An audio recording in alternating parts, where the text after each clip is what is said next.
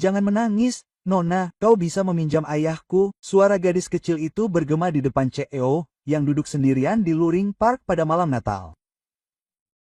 Salju mulai turun dengan lembut sore itu, setiap serpihannya berjatuhan ke taman yang tenang seperti lapisan debu tipis yang menutupi kenangan yang telah lama terlupakan.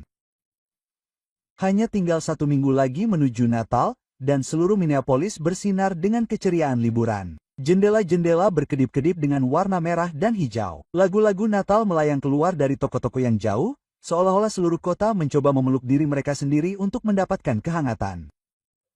Namun di sini, di samping danau beku, tempat anak-anak pernah bermain seluncur es dengan tawa riang bertahun-tahun yang lalu, semuanya sangat hening. Audrey Whitestone duduk sendirian di bangku besi yang dingin. Mantel wol abu-abunya dikancingkan sampai ke lehernya. Syal kashmir dibungkus rapi seperti cara seseorang yang selalu harus menjaga penampilan tanpa celah akan mengenakannya. Bahkan sarung tangan kulit di tangannya tidak dapat menghentikan hawa dingin yang merembes ke setiap buku jarinya. Di sebelahnya tergeletak sebuah kotak hadiah yang dibungkus rapi dengan kertas perak dan diikat dengan pita putih. Hadiah dari Dewan Direksi, sebuah jam tangan mewah yang menandai 10 tahun pengabdian. Sesuatu yang seharusnya menjadi simbol kebanggaan, tetapi tidak menghangatkan apapun. Matanya merah, meskipun dia tidak menangis. Dia tidak menangis lagi. Tidak sejak dia berusia 9 tahun, duduk di panti asuhan pada malam Natal, menunggu seseorang, siapapun untuk memilihnya. Tetapi tidak ada yang melakukannya. Terlalu kecil, kata pekerja sosial itu, tidak kejam, hanya terus terang, seperti menyatakan fakta yang tidak dapat dihindari. Terlalu rapuh. Jadi dia berhenti menunggu. Dan bertahun-tahun kemudian, bahkan setelah dia membangun segalanya dengan tangannya sendiri, kerajaan teknologinya, penthouse-nya, kekaguman dari seluruh industri, dia masih tidak dapat menghentikan dirinya untuk kembali ke gambaran gadis kecil di bangku batu itu, diam-diam berharap akan keajaiban yang tidak akan pernah datang. Tahun ini perasaannya bahkan lebih buruk, seolah-olah kesuksesannya telah tumbuh terlalu besar, terlalu keras, sementara dia sendiri telah menjadi lebih kecil di dalam bayang-bayangnya. Jika Anda menonton sampai sejauh ini, pastikan Anda berlangganan agar tidak ketinggalan bagian selanjutnya dari cerita ini. Dan yang membuat saya merinding adalah, siapa sebenarnya gadis kecil itu? Dan mengapa kalimat polos itu langsung menusuk luka yang selama ini berusaha dikubur Audrey? Tawa terdengar di suatu tempat di taman. Audrey mengangkat kepalanya sedikit. Di jalan setapak yang tertutup salju, dua sosok berjalan perlahan. Seorang pria bermantel flanel tebal, rambut coklatnya yang sedikit bergelombang terselip di bawah beni rajutan. Di sampingnya, ada seorang gadis kecil berjaket musim dingin yang mengembang, mengenakan topi dengan dua telinga kecil yang telanjang. Dia mencengkeram kantong kertas, sisi-sisinya berkerut karena noda minyak dan kehangatan samar masih tertinggal di dalamnya. Mereka berhenti di dekat bangku di seberang Audrey. Pria itu membungkuk, mengeluarkan kue yang dibungkus dengan hati-hati, dan dengan lembut menyerahkannya kepada pria lain yang meringkuk di bawah selimut yang robek. Dia tersenyum, mengatakan sesuatu yang lembut, sesuatu yang hampir tidak terdengar, lalu mereka melanjutkan perjalanan. Audrey menundukkan pandangannya ke kotak hadiah di sampingnya, yang masih belum dibuka, masih tanpa makna. Ayah, dia tampak sedih. Suara gadis kecil itu lembut, penuh rasa ingin tahu. Audrey mendongak dan melihatnya menatap, tangan mungil bersarung tangan menarik pelan mantel ayahnya. Ayahnya mengikuti tatapannya dan keraguan melintas di wajahnya. Dia membisikkan sesuatu kepada putrinya dan mencoba menuntunnya pergi dengan lembut. Namun gadis kecil itu terlepas dari genggamannya dengan keanggunan yang mengejutkan. Dia berjalan ke arah Audrey, sepatu bot kecilnya berderak di atas salju.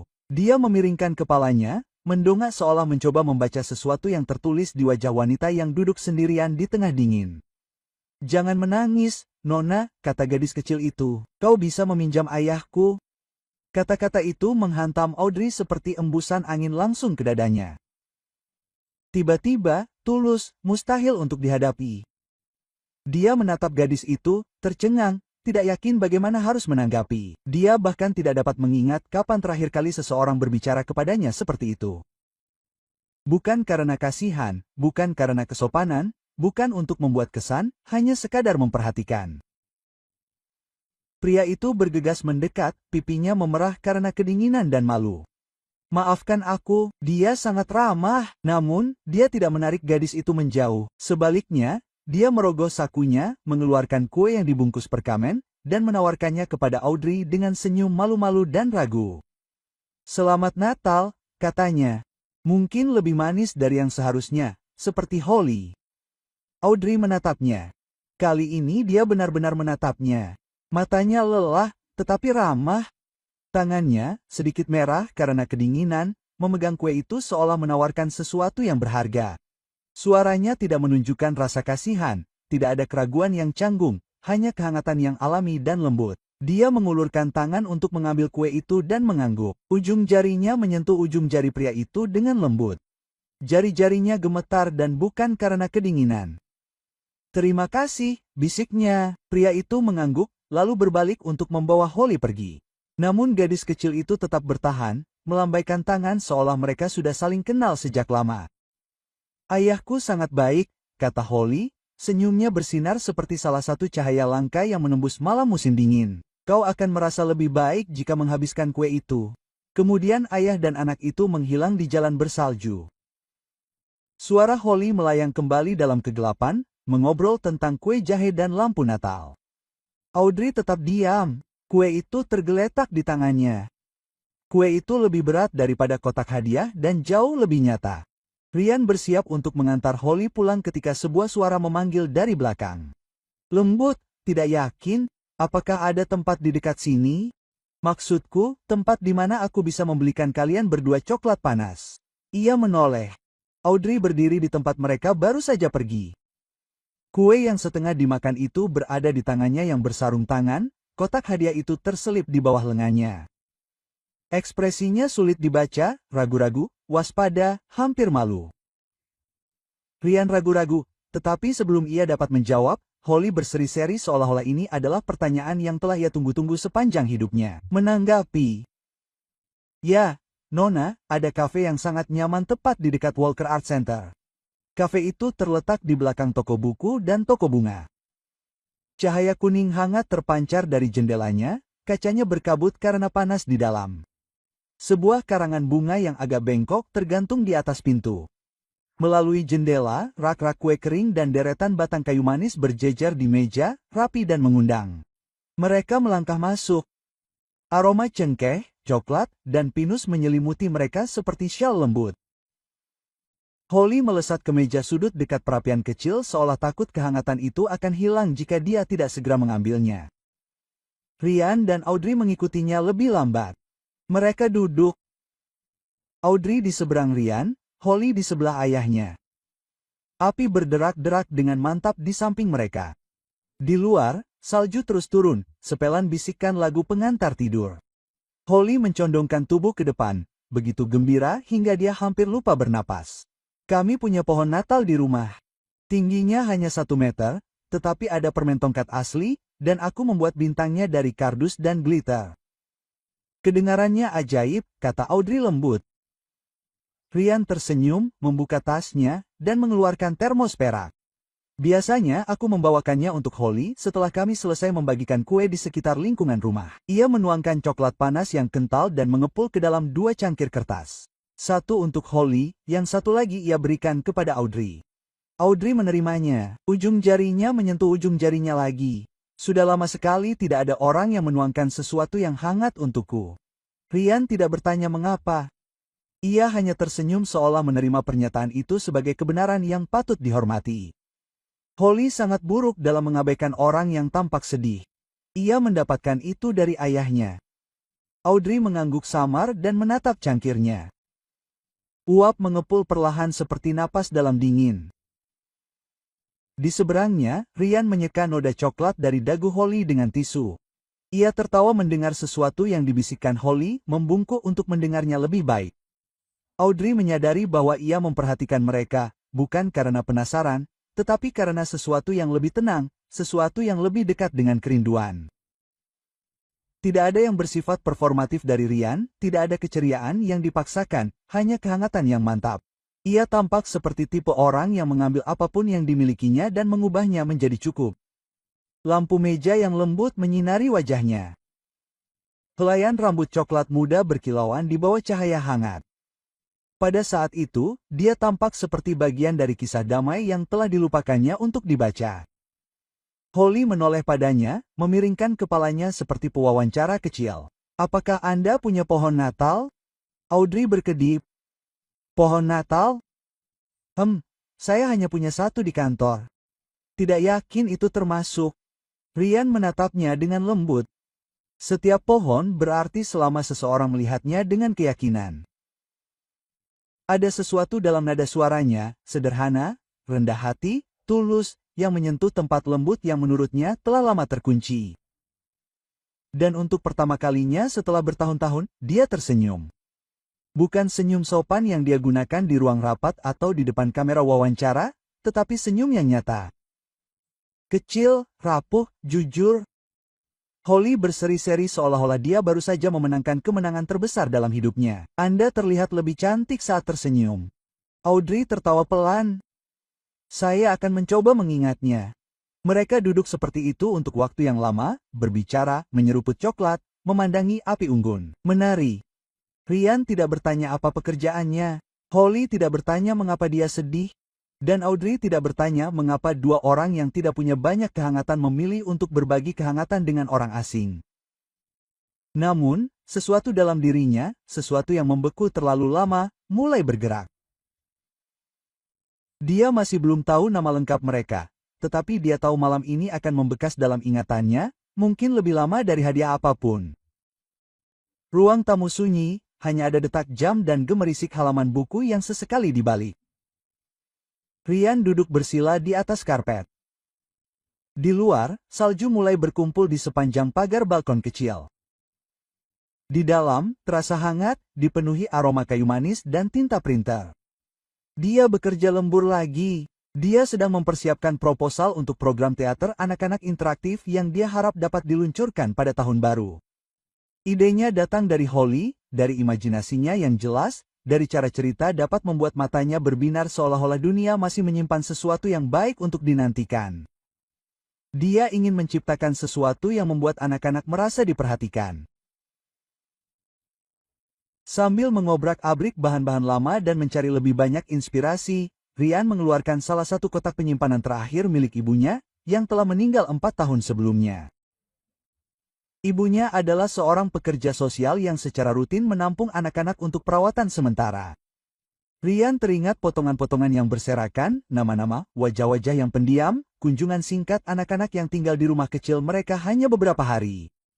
Saat ia mencari-cari di dalam map, sebuah berkas manila tipis menarik perhatiannya. Itu jauh lebih tua daripada yang lain. Tepiannya lembut, menguning. Sebuah klip kertas berkarat menyatukan beberapa halaman. Di halaman atas tertulis kata-kata, Audrey, perawatan sementara. Desember tahun 1999. Ryan membeku. Ia duduk tegak, jari-jarinya sedikit gemetar saat membuka map itu. Di dalamnya ada foto sekolah hitam putih. Seorang gadis berusia sekitar 9 tahun dengan rambut coklat tua, mata besar yang lelah, wajah yang sulit dibaca. Namun, di balik ekspresi tenang itu ada kesedihan. Suatu bentuk perlindungan diri yang tenang yang hanya muncul pada anak-anak yang telah lama belajar untuk tidak mengharapkan apapun.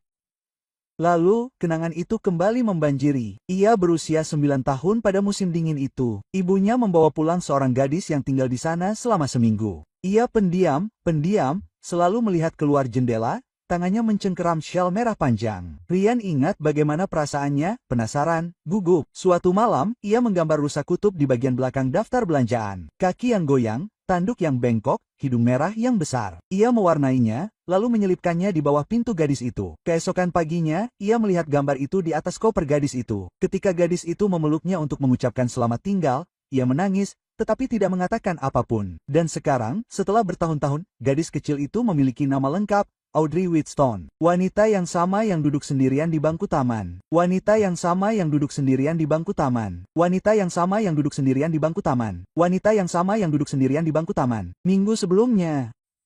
Wanita yang kini mengenakan mantel wol elegan dan berbicara dengan tenang dan berwibawa, tetapi matanya terkadang masih memancarkan kesepian yang cukup tajam hingga menyengat. 2 hari kemudian, Ryan mengirim pesan padanya untuk menanyakan apakah dia ingin minum kopi. Dia tidak mengatakan alasannya. Mereka bertemu di sebuah kafe kecil yang terletak di sepanjang jalan utama, kafe yang sangat disukainya. Meja-meja kayu, alunan musik jazz lembut, dinding-dinding yang dipenuhi buku-buku tua, tempat yang terasa hangat dan aman, seperti tempat berteduh di musim dingin. Ryan datang lebih awal dan memilih meja sudut yang tenang untuk mereka. Ketika Audrey masuk, tinggi, tenang, salju yang mencair ringan di bahunya, dia menyambutnya dengan senyuman, lebih lembut dari biasanya. Setelah mereka memesan, Brian merogoh sakunya, lalu dengan lembut meletakkan map itu di atas meja. Audrey melihatnya, lalu menatapnya. Dia berbicara dengan lembut. Petik 2. Apakah kamu ingat sebuah rumah kecil di luar kota, Desember tahun 1999? Petik 2. Dia tidak menjawab. Dia membuka map itu dan menyodorkan foto itu ke arahnya. Kurasa kita pernah bertemu sebelumnya, katanya. Kamu tinggal bersama kami selama seminggu. Aku menggambar rusa kutub untukmu. Audrey awalnya tidak bergerak. Kemudian matanya tertuju pada foto itu, menelusuri berkasnya, dan akhirnya tertuju pada cangkir kopi di depannya. Hening. Akhirnya, dia berbisik, aku menyimpan gambar itu selama bertahun-tahun. Melipatnya berkali-kali hingga robek. Dia mengembuskan napas kecil, hampir seperti tertawa. Aku kehilangannya saat pindah ke apartemen pertamaku. Aku mencari kemana-mana. Ryan tersenyum lembut. Dulu aku seniman yang buruk. Petik 2. Tidak, katanya, suaranya tercekat. Itu satu-satunya hal yang membuatku merasa tidak terlihat.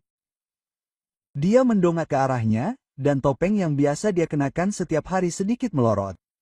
Kau bilang aku pantas mendapatkan Natal, aku tidak pernah melupakannya. Ryan mengangguk. Kau memang pantas, kau masih pantas. Sendok di tangannya mengetuk cangkir sekali, lalu terdiam. Tidak ada air mata dramatis, tidak ada gerakan besar, hanya keheningan yang mendalam, seolah-olah sesuatu di dalam dirinya akhirnya kembali ke tempatnya. Dan untuk pertama kalinya, Audrey memandang Ryan bukan hanya sebagai orang asing yang baik hati atau pria yang telah menawarinya coklat dan malam yang damai, tetapi sebagai seseorang yang tanpa sadar telah menyelamatkan sebagian kecil dirinya sejak lama, dan baru saja mengembalikannya kepadanya, tetapi masih ada jarak di antara mereka, jarak yang tak terlihat. Audrey tidak tahu bagaimana cara memberitahu Ryan tentang rasa takut yang membara di dalam dirinya. Ketakutan bahwa jika dia membiarkan Ryan masuk ke dalam hidupnya, benar-benar membiarkannya masuk, semua yang telah dibangunnya akan runtuh, bahwa dia akan menjadi rapuh, bahwa dia akan menjadi gadis berusia 9 tahun lagi, menunggu dan ditinggalkan. Malam itu, dia berdiri di depan cermin di penthouse-nya, sendirian di ruang luas dengan kota yang bersinar di belakangnya. Lampu-lampu dari gedung-gedung berkilauan seperti bintang-bintang yang jauh. Mengapa aku takut? Petik 2. Bisiknya pada bayangannya. Namun, ia tahu jawabannya. Karena semua orang yang telah ia biarkan masuk ke dalam hatinya telah pergi. Karena kesuksesan adalah satu-satunya hal yang tidak dapat meninggalkannya. Atau begitulah yang pernah ia yakini. Ryan juga mengalami malam-malam seperti itu. Malam-malam ketika ia terbangun pukul 3 pagi, menatap langit-langit, bertanya-tanya apakah ia sedang membohongi dirinya sendiri. Ia seorang ayah tunggal. Ia bekerja lepas di bidang desain panggung dengan penghasilan yang tidak tetap. Ia tinggal di sebuah apartemen kecil dengan pohon Natal setinggi 1 meter. Ia bukanlah tipe pria yang seharusnya dicintai seorang CEO. Namun, ia kemudian teringat bagaimana Audrey menatap Holly. Ia teringat senyumnya ketika Holly berbicara tentang bintang kardus. Ia teringat bagaimana suaranya melembut ketika ia berkata, "Sudah lama sekali sejak seseorang menuangkan sesuatu yang hangat untukku." Dan dia mengerti sesuatu. Audrey tidak butuh pria sukses.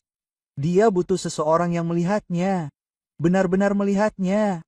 Tapi bagaimana dia bisa yakin dia cukup? Holly adalah orang pertama yang menyadarinya. Ayah menyayangi Nona Audrey, kan? Ryan membeku di wastafel, spons masih di tangan. Bagaimana kamu tahu? Karena kamu lebih banyak tersenyum saat membicarakannya dan kamu selalu mengecek ponselmu. Ryan menoleh untuk melihat putrinya.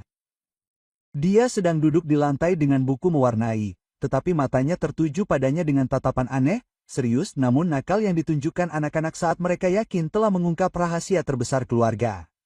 Petik 2. Apakah kamu menyukainya? Tanyanya pelan. Holly mengangguk keras. Dia membutuhkanmu dan kamu membutuhkannya. Aku bisa melihatnya. Dari mulut seorang anak, kebenaran selalu yang paling sederhana. Gema samar teater masih terngiang di telinga Ryan. Latihan untuk drama anak-anak baru saja berakhir, dan untuk pertama kalinya dalam beberapa minggu, dia membiarkan dirinya mengembuskan napas. Perlahan, para orang tua bertepuk tangan, anak-anak tertawa cekikikan, para relawan berseri-seri dengan bangga. Ryan berdiri di tepi panggung, rambutnya sedikit acak-acakan setelah hari yang sibuk, sweater abu-abunya berdebu karena glitter yang jatuh dari alat peraga yang berkeliaran.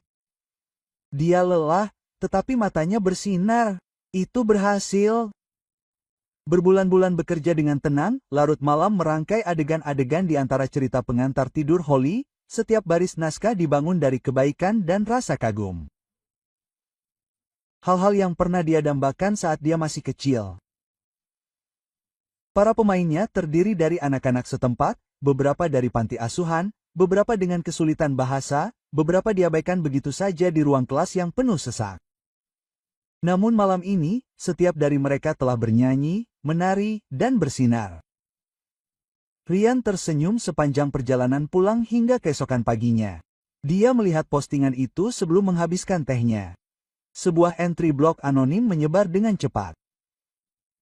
Tuduhan, perbandingan, tangkapan layar. Nadanya berbisa tetapi halus, menegaskan bahwa naskah Ryan memiliki kemiripan yang mencurigakan dengan drama anak-anak yang tidak dikenal dari 3 tahun sebelumnya. Penulis anonim itu, yang jelas-jelas memiliki akses internal, mengisyaratkan bahwa Ryan telah mengemas ulang ide lama dengan kedok amal. Postingan itu beredar cepat di seluruh jaringan lokal.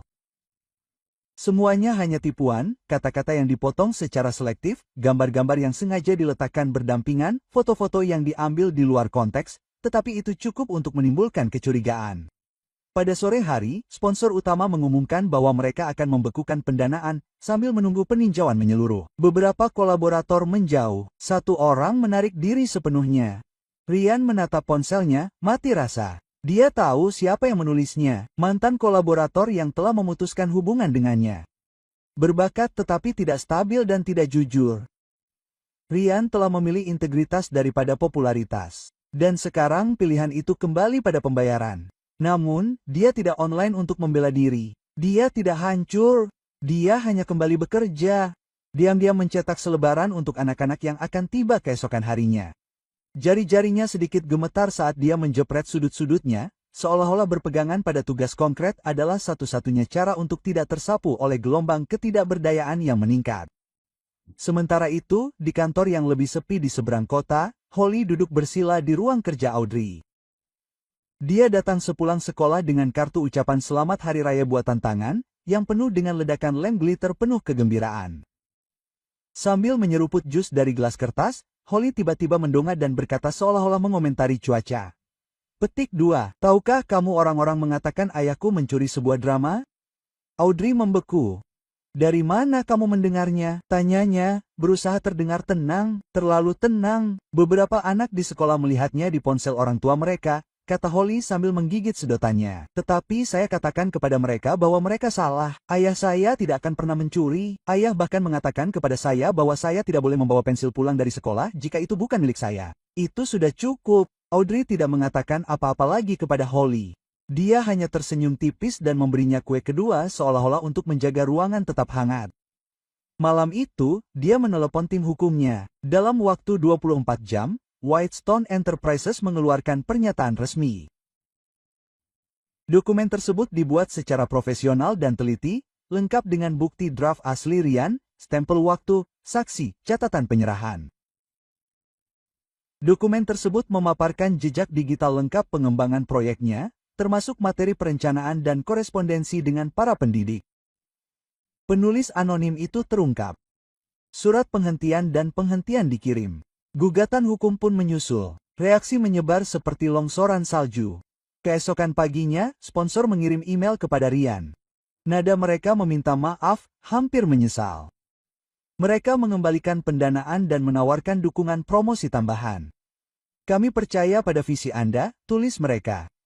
Ryan menatap layar, lalu memeriksa ponselnya. Masih belum ada balasan darinya. Audrey, dia meneleponnya. Ketika dia mengangkatnya, suaranya sendiri terdengar terlalu mantap, seolah-olah getaran sekecil apapun dapat menghancurkan segalanya. Ryan, apakah kamu melakukan sesuatu? Tanyanya pelan. Aku melakukan apa yang seharusnya dilakukan siapapun, jawabnya. Untuk seseorang yang pantas mendapatkan yang lebih baik, diam. Lalu suaranya pecah. Lembut, kasar, jujur, terlalu cepat untuk ditangkapnya. Aku tidak terbiasa dilindungi. Audrey terdiam. Aku pernah mengatakan hal yang sama, jawabnya. Namun, tak seorang pun boleh terbiasa sendirian. Ryan menelan ludah. Matanya perih. Bukan karena takut, bukan karena ketidakadilan, melainkan karena rasa lega yang memusingkan karena terlihat, terlindungi tanpa harus memohon. Namun, Ryan tidak tahu bahwa saat panggilan berakhir, Audrey juga gemetar. Ia duduk sendirian di kantornya yang luas, menatap kota melalui jendela kaca yang tinggi. Di luar, Minneapolis berkilauan di bawah lampu malam. Di dalam, ada sesuatu di dadanya yang baru saja retak, bukan dengan cara yang keras dan menyakitkan, tetapi dengan cara yang membuat seseorang benar-benar terdiam. Ia telah melakukan hal yang benar. Ia tahu itu. Namun, kini batas antara seseorang yang dikenal dan seseorang yang penting mulai kabur, seperti garis luar lukisan yang melunak di bawah salju yang turun. Dan itu membuatnya lebih takut daripada tuntutan hukum manapun.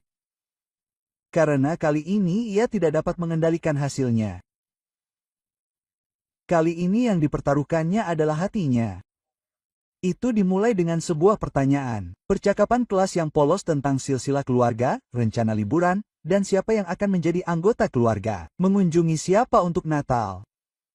Holly tersenyum dan berbicara tentang menghias pohon kecil yang ia tinggali bersama ayahnya, bagaimana ia dan ayahnya memanggang kue berbentuk bintang dan manusia salju. Lalu seseorang bertanya, "Di mana ibumu?" Ketika Holly mengangkat bahu dan berkata ia tidak punya, tawa mulai menyebar seperti angin dingin. Seorang anak laki-laki mencondongkan tubuh dengan seringai kejam.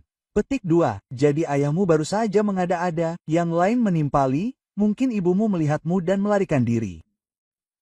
Guru itu segera menutup teleponnya, tetapi luka itu sudah terukir dalam di dada Holly.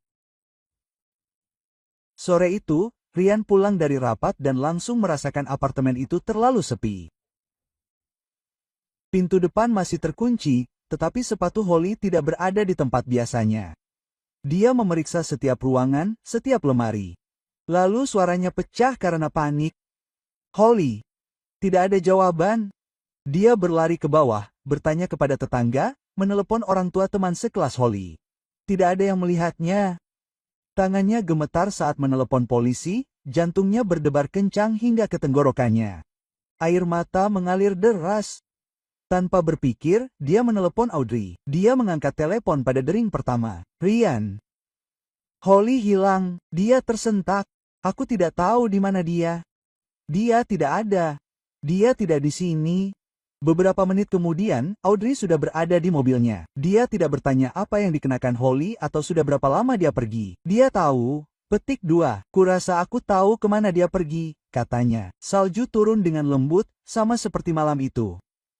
Taman itu kosong, diselimuti warna putih, danau membeku sekali lagi. Dan di sana, di bangku batu yang sama tempat semuanya dimulai, duduk sesosok tubuh kecil meringkuk dalam jaket tipisnya. Holly membungkuk, lutut mungilnya ditarik ke dadanya. Topi rajutnya melorot menutupi satu matanya. Sarung tangannya basah kuyup, pipinya merah padam, dan napasnya mengepul lembut. Ryan mendekat perlahan. "Hei, sayang." Holly mendongak. Bibir bawahnya bergetar hebat. Petik 2, "Maafkan aku." Ryan duduk di sampingnya. "Kenapa kau datang ke sini?" Holly melirik bangku, lalu ruang kosong di sebelahnya. "Aku ingin melihat apakah seseorang masih menunggu di sini." "Kau yang melakukannya?" Suara Ryan menegang. "Dia menangis hari itu," bisik Holly. "Dan kupikir mungkin jika aku menunggu di sini, seseorang akan datang." Tenggorokan Ryan tercekat. Ia teringat dirinya di usianya, duduk dalam kedinginan, menyaksikan anak-anak lain dijemput, bertanya-tanya apa yang membuatnya kurang layak untuk dipilih. Rasa sakit karena menunggu seperti itu tidak pernah benar-benar meninggalkannya. Ia mengulurkan tangan, menarik Holly ke dalam pelukannya, melilitkan mantelnya ke tubuhnya, memeluknya erat. "Aku di sini," katanya, suaranya serak. "Dan Audrey mencarimu kemana-mana. Ayo pulang." "Oke, oke." Holly menempelkan wajahnya ke dada Ryan dan mengangguk. "Aku tidak bermaksud menakut-nakutimu. Aku hanya ingin mengerti." Kembali ke apartemen Ryan. Audrey berlutut, lengan terbuka, wajahnya basah oleh air mata.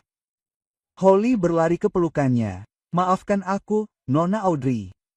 Audrey memeluknya erat, tangannya gemetar saat mencium kening Holly berulang kali. "Kau aman? Itu saja yang penting." Ryan berdiri di pintu masuk. Pintu, mengawasi mereka. Beban masa lalu menekan dadanya dengan berat, tetapi untuk pertama kalinya, rasanya masa lalu itu telah menemukan tempat untuk beristirahat, tempat yang cukup empuk untuk meletakkannya. Holly menatap Audrey, masih terisak. "Nona Audrey." Audrey tertawa sambil menangis. "Ya, sayang. Kau datang untukku." Audrey merendahkan tubuhnya hingga sejajar dengan matanya. "Selalu." Malam itu salju terus turun. Tetapi kehangatan di dalam telah kembali, bukan hanya dalam selimut dan coklat, tetapi dalam sesuatu yang lebih dalam. Bagi Ryan, yang pernah menunggu dengan sia-sia, dan bagi Holly, yang pernah percaya bahwa dia tidak punya siapa-siapa, bangku batu di salju akhirnya menutup lingkaran, dan dalam cahaya lembut lampu Natal, sesuatu seperti penyembuhan mulai bersemi. Tetapi satu pertanyaan tetap ada, tergantung lembut dan tidak pasti di ruang antara Audrey dan Ryan. Sebuah pertanyaan yang tidak berani mereka sentuh. Apakah ini hanya sementara, atau selamanya? Apartemen itu membawa aroma kayu manis dan jeruk yang samar. Ryan baru saja selesai menghangatkan sepanci sari apel sementara Holly dengan hati-hati melepaskan untayan prada yang kusut di lantai. Lidahnya menjulur penuh konsentrasi. Pohon Natal mini mereka, yang sudah dipakai bertahun-tahun sebelumnya, berdiri di sudut, sedikit miring ke satu sisi seolah-olah pohon itu juga lelah setelah musim dingin yang panjang. "Hati-hati dengan lampu, sayang," Ryan memanggil pelan dari dapur. "Mereka lebih tua darimu," Holly terkikik, mengangkat seikat lampu merah dan hijau yang menyala, kabelnya melingkar menjadi simpul yang kusut. "Kurasa mereka hidup. Mereka tidak ingin dijinakkan." Ryan tertawa, melangkah ke ruang tamu, mengeringkan tangannya dengan handuk. Apartemen itu sederhana tetapi nyaman, penuh dengan dekorasi buatan tangan dan kebahagiaan yang tenang dan tulus. Kemudian bel pintu berbunyi. Keduanya membeku. Saat itu malam Natal dan mereka tidak mengharapkan siapapun. Holly melompat berdiri, berlari menuju pintu. Mungkin Sinterklas datang lebih awal. Ryan merasa geli, tetapi juga penasaran, jadi dia mengikutinya. Ketika dia membuka pintu, dia membeku sesaat. Audrey berdiri di sana, mantel hitamnya berdebu salju, napasnya berkabut karena dingin. Di lengannya ada pohon Natal kecil namun segar yang dibalut lampu-lampu yang berkelap-kelip. Pohon itu agak condong, tidak sempurna, tetapi anehnya tulus. Sarung tangannya tidak serasi, jelas dikenakan dengan tergesa-gesa, dan dia tampak ragu-ragu, seolah tidak yakin apakah dia melangkah terlalu jauh. Petik 2. Kupikir, katanya, suaranya terdengar dari angin. "Mungkin pohonmu perlu sedikit penyangga." Mata Holly berbinar seperti lampu di pohon itu. "Kau membawa bala bantuan?" Audrey tertawa. Dan untuk pertama kalinya, tawa itu tidak tertahan. Holly melangkah maju, menatap Audrey dengan percaya diri seperti anak kecil yang mengerti betul apa yang paling penting dalam hidup. Petik 2. "Nona Audrey," katanya, "mungkin kau tidak perlu meminjam lagi. Kau bisa tinggal saja." Audrey berkedip. Kata-kata itu menyentuh sesuatu yang dalam di dalam dirinya. Melewati tahun-tahun rapat dewan, setelan jas yang dibuat khusus, dan liburan yang tenang. Melewati gadis kecil yang dulu, yang selalu terlalu takut untuk meminta seseorang untuk tinggal. Ia menatap Ryan, tatapannya bertemu, dan sesuatu berlalu di antara mereka tanpa perlu kata-kata, sebuah pengakuan, sebuah pengertian, bahkan mungkin semacam izin yang lembut. Senyumnya melembut, suaranya rendah. Masuklah. Kami baru saja akan menyalakan lampu. Ia menyingkir seolah-olah membersihkan jalan bukan hanya agar ia bisa memasuki ruangan, tetapi juga untuk memasuki sesuatu yang lebih besar dan lebih hangat. Audrey melangkah masuk dan dengan lembut meletakkan pohon Natalnya di sebelah pohon Natal mereka. Petik 2, tidak seberapa, katanya, sambil melirik hiasan-hiasan usang mereka. Tapi kupikir mungkin itu akan membuat Natal terasa sedikit lebih nyata. Holly melihat ke antara kedua pohon, lalu mengangguk dengan keseriusan yang menggemaskan. Sekarang, tempat itu menjadi hutan. Mereka menghabiskan 1 jam berikutnya untuk mendekorasi kedua pohon Natal. Holly menceritakan kisah di balik setiap hiasan, tongkat permen dari tahun lalu, bintang yang terbuat dari stik es krim, kepingan salju yang menurutnya tampak seperti pesawat luar angkasa. Ryan membuatkan coklat panas untuk mereka bertiga dan Audrey menerima cangkirnya dengan senyuman tenang. Ia duduk berdekatan, tetapi tidak terlalu dekat, di samping Ryan, bahu mereka hampir bersentuhan seolah satu tarikan napas lagi akan menghapus jarak sepenuhnya. Dan ketika Holly meringkuk di bawah selimut di penghujung malam, menguap sambil berbisik, ini Natal terbaik yang pernah ada. Tidak ada orang dewasa yang mengucapkan sepatah kata pun. Mereka tidak perlu melakukannya. Di luar, salju terus turun, lembut dan tak berujung. Di dalam, kehangatan tidak hanya datang dari api, coklat, atau lampu, tetapi dari sesuatu yang lebih tenang dan lebih mantap. Tidak ada pernyataan, tidak ada janji besar, hanya seorang wanita yang pernah duduk sendirian di bangku logam dingin dengan secangkir kopi yang sudah hangat. Sekarang duduk di samping seorang pria yang pernah menunggu dalam keheningan, dan seorang gadis kecil yang telah memberinya tempat untuk diterima. Dan di ruangan yang damai dan biasa itu, sebuah perasaan mulai mendalam. Tetapi masih ada satu momen lagi. Momen yang hanya diperuntukkan bagi Ryan dan Audrey. Ketika Holly tertidur, terbungkus selimut di sofa kecil, mereka berdua duduk bersama di dekat perapian. Api menari-nari di wajah mereka, menebarkan bayangan lembut seperti kebenaran yang tak terucapkan.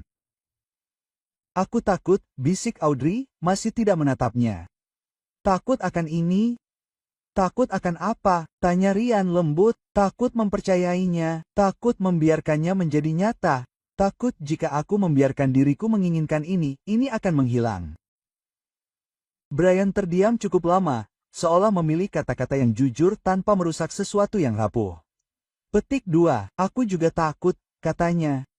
Setiap hari. Odd menoleh padanya sedikit terkejut. Aku takut aku tidak cukup baik, bahwa kau pantas mendapatkan seseorang yang lebih. Seseorang yang bukan ayah tunggal yang tinggal di apartemen sewaan dengan pohon setinggi 1 meter. Audrey tersenyum di sela-sela air matanya. Kau tidak mengerti, kan? Aku tidak butuh seseorang yang lebih. Aku butuh seseorang yang melihatku. Dia mengulurkan tangan, menjalin jari-jarinya dengan jari-jarinya. Dan kau melihatku, Ryan, sejak awal. Dia meremas tangannya seolah-olah itu satu-satunya cara untuk menjaga benda rapuh ini agar tidak terlepas. Kalau begitu mari kita takut bersama. Dia mengangguk sangat lembut. Bersama. Dan dalam cahaya api, 2 orang yang dulunya percaya bahwa mereka harus kuat sendirian mempelajari kebenaran yang paling sederhana dan paling sulit. Bahwa terkadang kekuatan terbesar adalah membiarkan dirimu dicintai. Lampu auditorium meredup menjadi rona keemasan yang lembut, menyebarkan keheningan yang lembut di antara kerumunan. Keluarga-keluarga berdesakan di tempat duduk mereka, mantel terlipat rapi di pangkuan mereka, telepon dimatikan, mata tertuju pada panggung kayu kecil yang dibingkai oleh lampu tali dan kepingan salju kertas buatan tangan. Di luar, salju terus turun, perlahan dan tenang. Namun, di dalam, ada kehangatan, energi yang menggelegak dari sesuatu yang akan segera dimulai. Audrey duduk di dekat barisan depan. Di sekelilingnya ada wajah-wajah yang tidak dikenalnya, namun dia merasakan sesuatu yang sama asingnya. Kenyamanan. Di tangannya ada acara malam itu dan di bagian akhir tercetak judul babak terakhir, The Boy and the Borrowed Light, yang ditulis dan disutradarai oleh Ryan Halbrook, dibintangi oleh Holly Halbrook. Dia tersenyum bahkan sebelum dia menyadari bahwa dia sedang tersenyum. Di belakang panggung, Ryan berdiri dalam kegelapan di balik tirai. Headsetnya sedikit miring, dan seikat papan klip tergenggam di tangannya. Sweater abu-abunya bertebaran bunga dan kilauan karena persiapan berhari-hari, tetapi matanya cerah, fokus, dan bersemangat. Ia membisikkan semangat saat anak-anak berbaris. Ia membungkuk untuk meluruskan lingkaran cahaya yang bengkok pada seorang anak laki-laki, merapikan bagian belakang jubah kusut seorang anak perempuan. Kemudian ia berlutut dan memegang tangan Holly. Petik 2. Kau siap? Katanya lembut. Holly mengangguk. Bagaimana jika aku lupa dialogku, ayah? Kalau begitu, tersenyumlah dan pinjam sedikit cahaya dari seseorang di antara penonton. Kau akan tahu siapa itu. Holly menyeringai. Tirai terbuka. Panggung dibangun dari pohon-pohon kardus yang dicat dan lentera-lentera bercahaya yang digantung di tali pancing. Holly melangkah keluar, memainkan peran utama. Seorang gadis kecil yang mencari cahaya yang telah hilang.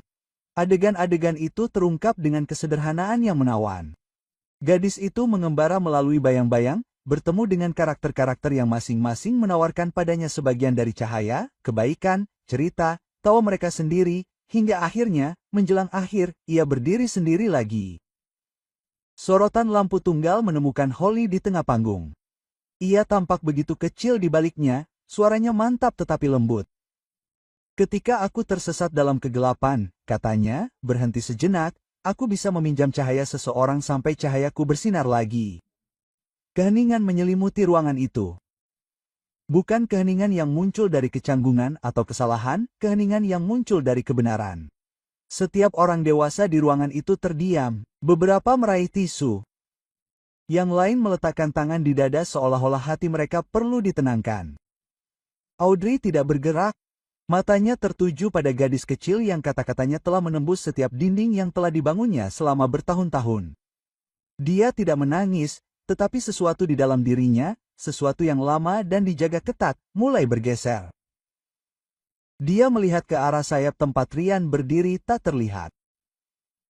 Lengannya terlipat longgar, tidak hanya memperhatikan permainan, tetapi juga putrinya. Dan saat ini, saat mereka, dia tidak menyadari Audrey sedang menatapnya. Dia terlalu tenggelam dalam dunia anak-anak, dalam suara mereka, dalam keheningan keyakinan yang memenuhi ruangan.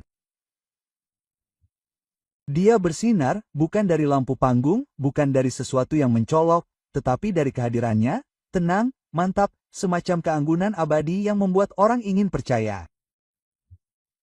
Audrey merasakannya dengan jelas, seolah-olah dia sedang menyentuh kehangatan api. Ryan selalu dipinjam cahaya. Sejak awal, dari bangku yang tertutup salju, sejak malam dia membuka pintunya, dari caranya yang tidak pernah mendorong, tidak pernah menuntut lebih, tidak pernah mempertanyakan keraguannya.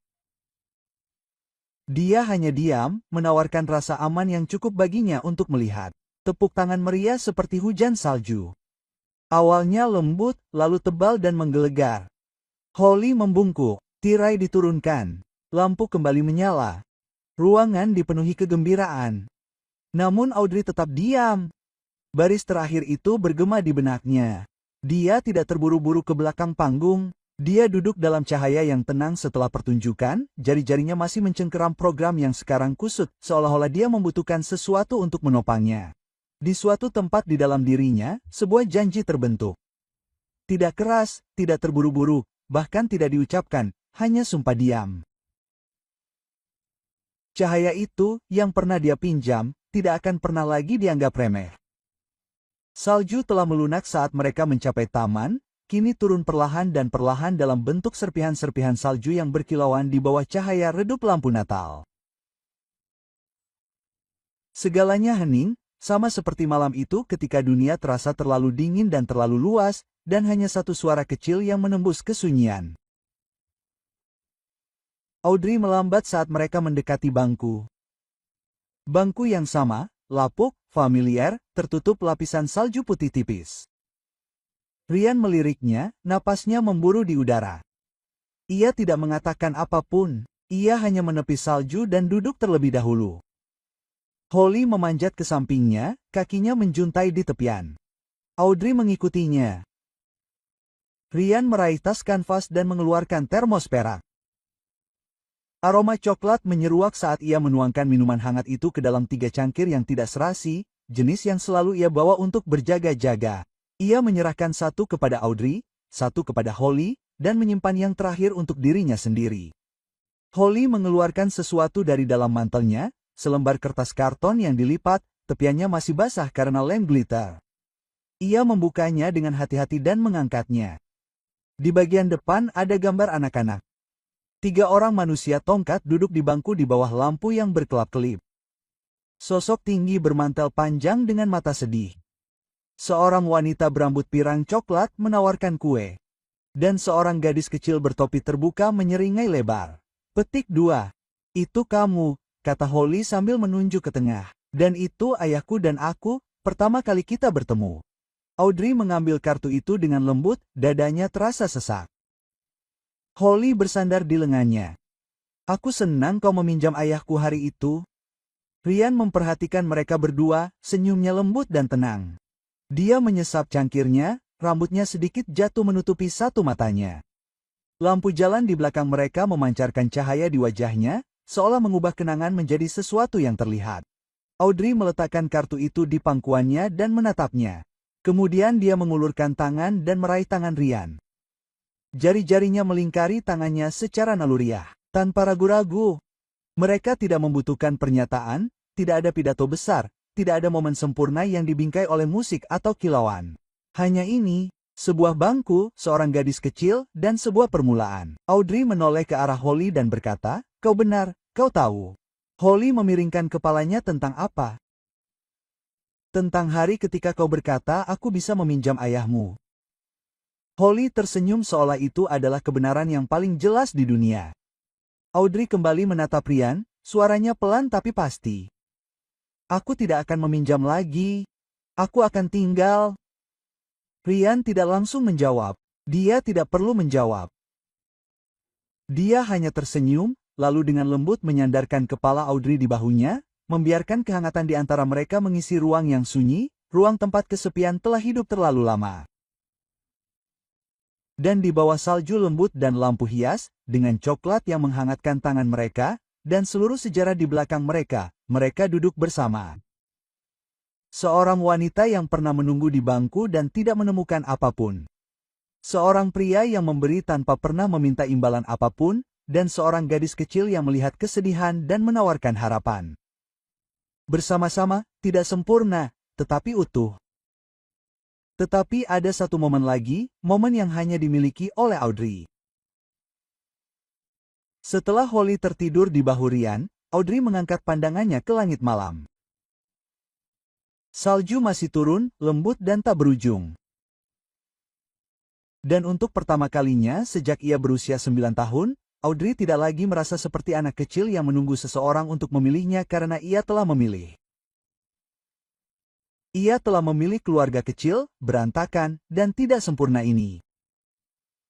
Dan mereka telah memilihnya. Setahun kemudian, Luring Park masih sama. Tertutup salju, sunyi, membentang seolah tak berujung. Namun kali ini, tak seorang pun duduk di sana sendirian.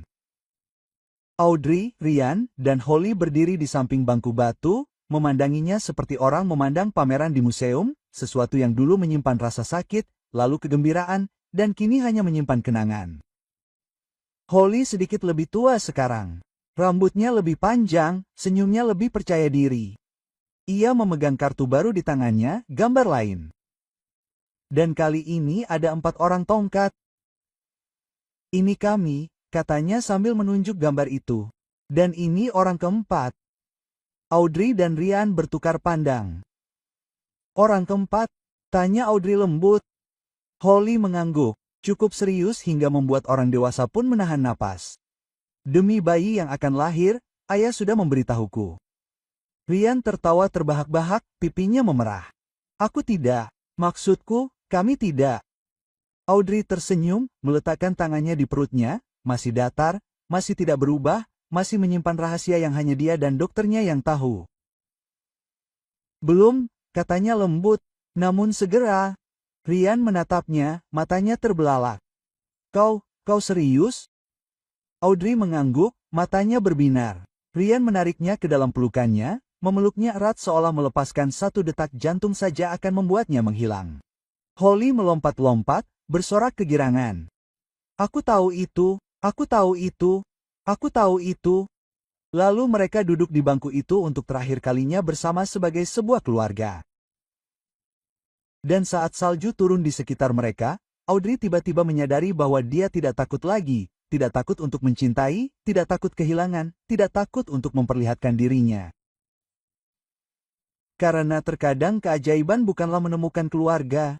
Keajaiban adalah menyadari bahwa kau sudah memilikinya selama ini. Kau hanya butuh keberanian untuk bertahan. Terima kasih telah mendengarkan. Jangan menangis, Nona. Kau bisa meminjam ayahku. Sebuah perjalanan penyembuhan yang tenang yang dimulai dengan persembahan polos seorang anak dan berkembang menjadi sebuah keluarga kecil yang tidak sempurna, tetapi lengkap. Jika cerita ini menyentuh hatimu, bahkan untuk sesaat, silakan berlangganan dan ketuk lonceng untuk mendukung cerita-cerita yang menggugah jiwa. Dukunganmu sangat berarti bagi kami dan itu membantu kami untuk terus menghadirkan cerita-cerita jujur, jenis cerita yang akan bertahan lama setelah berakhir. Sampai jumpa di cerita berikutnya di mana emosi akan berbicara lebih keras daripada kata-kata.